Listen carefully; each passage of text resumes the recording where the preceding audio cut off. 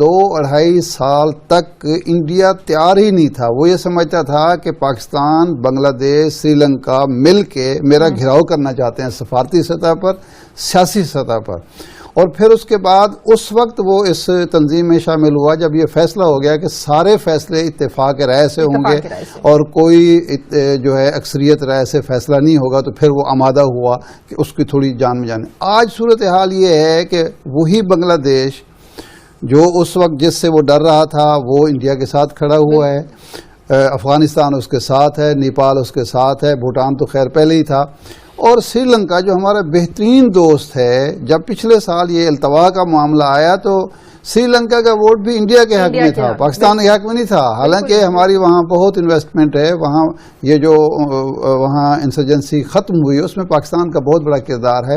تو ظاہر بات ہے کہ ہماری سفارتکاری کی ناکامی تو ہے، اور صرف سفارتکاری کا ایشو نہیں ہے، ہماری سیاسی ناکامی بھی ہے، ہماری جغرافیائی معاملات پہ ہماری گرفت نہ ہونے کا ثبوت بھی ہے کہ ایک تنظیم جو اب عملاً معطل ہو چکی ہے، اس کا کوئی فائدہ ہمیں تو نظر نہیں آتا کہ جو اس کے اقتصادی اہداف تھے وہ حاصل ہوئے. تمام رکن بھارت کے پیچھے ہیں، اس کے پیچھے چل رہے ہیں. انڈیا کو ہمیشہ ہی فائدہ پہنچ جاتا ہے، ہمیں کوئی فائدہ نظر نہیں آ رہا. اس کے باوجود ہم کہتے ہیں جی اس تنظیم کو ہم نے برقرار بھی رکھنا ہے.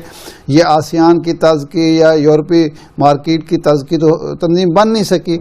بھائی ہمیں کم از کم علاقائی سطح پر ہماری ایک پوزیشن ہے، اس کو اس تنظیم کو اگر ہم یوز نہیں کر سکتے تو اپنے خلاف تو استعمال نہ ہونے دیں. لیکن وہ مسلسل ہوئے جا رہی ہے اور اس کے باوجود ہم ہاتھ باندھ کے کھڑے ہوئے ہیں اور ہم کہتے ہیں کہ جی تنظیم بھی برقرار رہنی چاہیے اور ہم اجلاس ہو نہ ہو ہم اس کو جاری بھی رکھیں گے، اور اگر انڈیا وہاں ویٹو کرے گا تو ویٹو بھی مان لیں گے.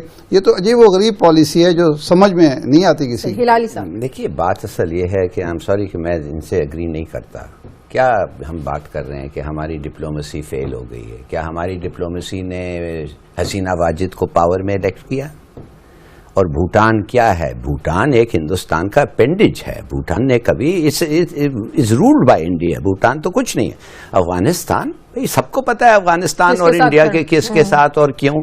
اب آپ آ جائیں سری لنکا پہ، انہوں نے بالکل صحیح کہا، سری لنکا ایک دفعہ ہمارے ساتھ تھا مگر وہ پرامتوسا تھا ادھر، جس کو ہم نے مدد کیا، ہتھیار دیا، ہم نے ٹیمل ٹائیگرز کو اس کے ہلایا. مگر اب وہ جنگ ختم ہو گیا ہے، وہ الیکشن ہار گیا ہے. اور یہ جو آدمی آیا ہے یہ پہلے چیز کیا تھا؟ اس نے کہا چینیوں کو نکلو، اور ہندوستان کے پاس کیا؟ The first country he visited. کیا یہ ہماری فیلنگ آف ڈپلومیسی ہے کہ ہم نے اس کو ہم نے تو نہیں کہا اس کو پہلے ہندوستان جاؤ، ہم نے کہا ہمارے سے زیادہ سری لنکا کے لیے کوئی نہیں کر سکتا تھا جتنا ہم نے. مگر پھر بھی بیکاز انڈیا از انڈیا وہ گئے ان کے پاس.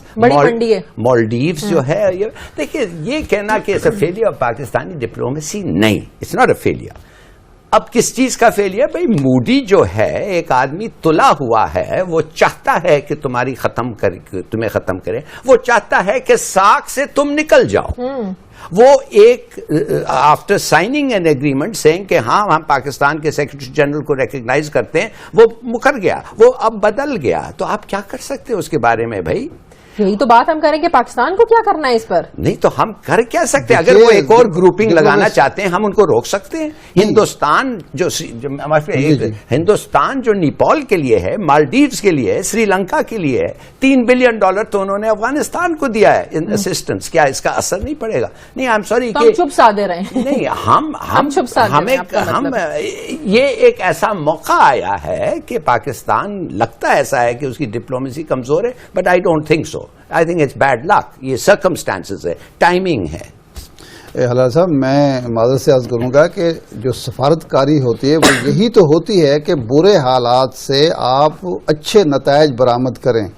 اگر آپ کے لیے اچھے حالات ہیں، ہر طرح کی صورتحال آپ کے حق میں ہے اور وہاں آپ کوئی نتیجہ اپنے حق میں برآمد کر لیتے تو یہ کوئی ڈپلومیسی تو پھر نہیں ہے. یہ تو ہر آدمی کر سکتا ہے. تو آپ نے نہیں. ڈپلومیسی جو ہے وہ یہی ہے کہ اگر حالات علاقے کے برے بھی ہو گئے ہیں تو اس میں آپ کم از کم اپنے آپ کو دیوار سے نہ لگنے دیں.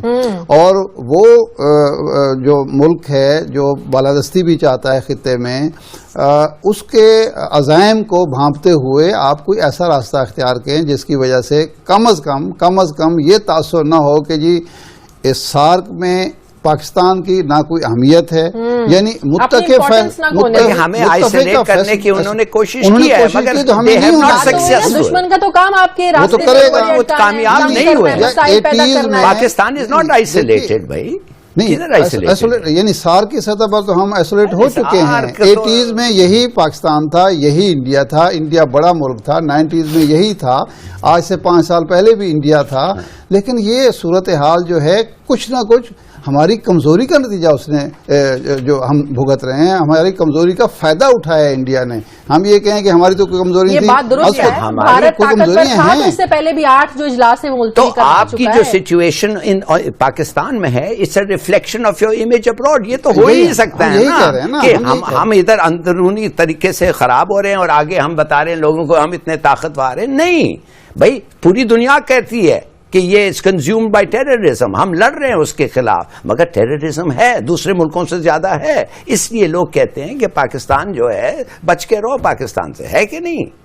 تو یہ سب اگر ریکگنائز کر کے ہم فیس کر رہے ہیں ہمارے پرابلمس، مگر میرا خیال میں اس کا کہنا ہے کہ ہماری ڈپلومیسی فیل ہو گئی ہے اس لیے ہندوستان مکر گیا اور اب کا سیکرٹری جنرل نہیں مانتا، دیٹس ناٹ کریکٹ. تو اس کے لیے کچھ تو ہمیں پلاننگ کرنی ہے نا ارشاد احمد عارف صاحب؟ جی بالکل پلاننگ کرنی چاہیے. پھر وہی مسئلہ آئے گا کہ ہم افغانستان کے ساتھ، اپنی لابی کو اسٹرانگ کریں، اپنے سری لنکا میں ہماری لابی، اگر ایک جنگ میں ہم نے ان کا بھرپور مدد کی ہے اور وہ جو دہشت گرد تھے یا وہ جو لڑ رہے تھے، باغی جو تھے، ان کو انڈیا کی حمایت حاصل تھی، تو کیا ہم وہاں کی جو انٹیلیجنسیا ہے، وہاں کی جو اشرافیہ ہے، اس کو بتا نہیں سکتے؟ وہاں کی بیوروکریسی کو، وہاں کے حکمران طبقے کو بتا نہیں سکتے کہ بھئی آپ کو یہ جو استحکام ہے، امن ہے، وہ ہماری وجہ سے ہے، اور آپ دشمن کو گلے لگا رہے ہیں جو آپ کا کل تک. لیکن یہ وہی افغانستان ہے نا جس نے ہارٹ آف ایشیا کانفرنس میں پاکستان کے ساتھ کیا تھا. میں وہی عرض کر رہا ہوں کہ کیوں کیا تھا. یہ سوال ہے، ہندوستان ان کا دشمن ہے بھائی، وہ نہیں سمجھتے. وہ اس لیے نہیں سمجھتے،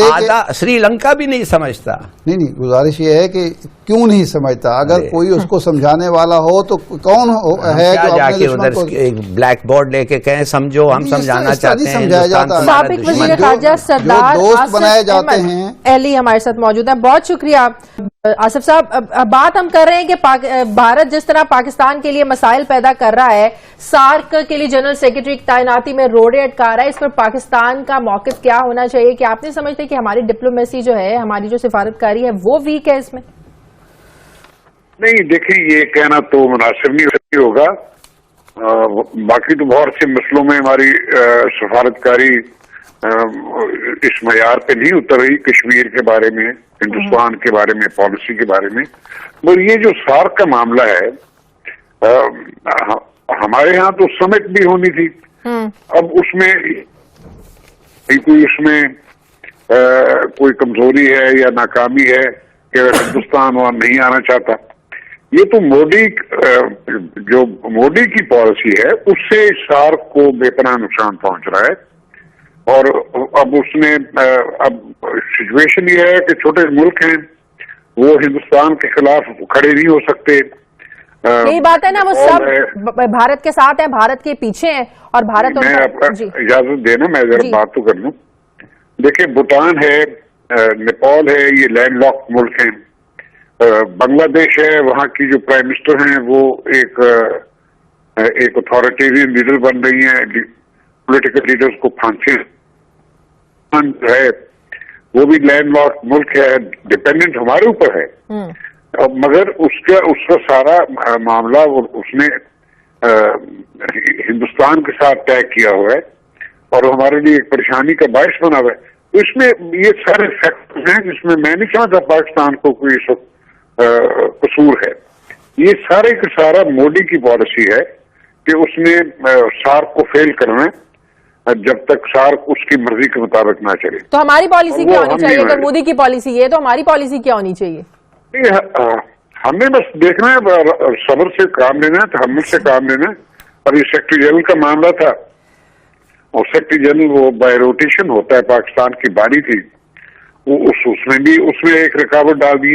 اب یہ رکاوٹیں اگر ہندوستان بار بار ڈالتا جائے گا اس میں ہم کیا کر سکتے ہیں؟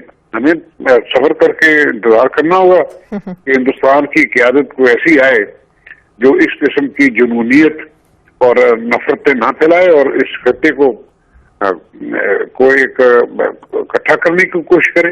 ये तो ball is in India court. वो बड़े बन के अगर ये रवैया रखेंगे तो उसमें छोटे मुल्क तो बेबस हैं। सही, बहुत शुक्रिया, बहुत शुक्रिया। आसिफ अहमद साहब कुछ कहना चाह रहे हैं? नहीं, मैं एग्री करता हूँ इनके साथ। ये सब चीज हम अपने पे ना थोपते जाएं हर वक्त।